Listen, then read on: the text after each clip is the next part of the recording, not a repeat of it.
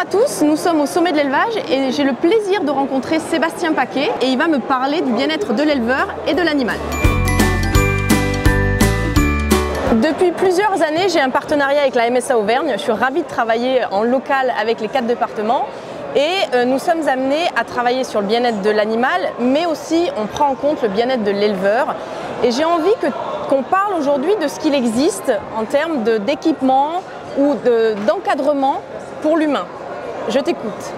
Alors oui, Pauline, effectivement, nous on s'occupe de l'humain avant tout dans son environnement de travail. Donc on fait tout le temps des accompagnements de projets, c'est-à-dire qu'on aime bien que les gens nous associent dès qu'ils ont un projet, dès le début, et on les accompagne petit à petit dans leur démarche.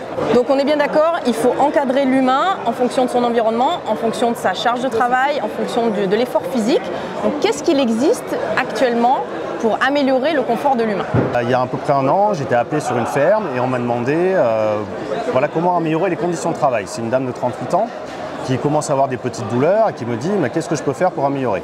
On a parlé de l'organisation du travail, est-ce qu'elle peut pas se faire seconder de temps en temps pour éviter les gestuels? On a évoqué les robots de traite, mais c'est un changement complet de travail.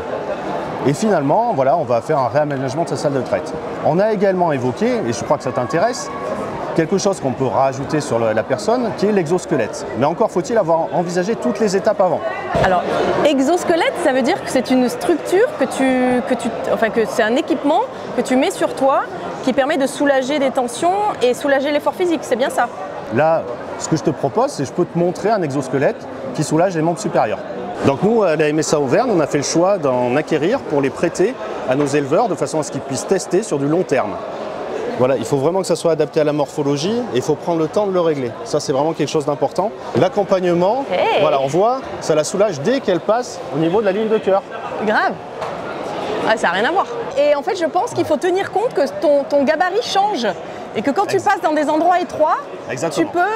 et je pense que dans les salles de traite, effectivement... C'est un des soucis dans les salles de traite trop petites et un peu encombrées. Et effectivement, ça ne sera pas adapté parce que ça ne passera pas et ça va gêner, on risque de s'accrocher et d'être plus gêné qu'autre chose. Merci encore Sébastien pour ta démonstration et au plaisir de travailler avec toi. Au plaisir dans une de tes formations, oui. Comme on te fait intervenir régulièrement. Merci Sébastien.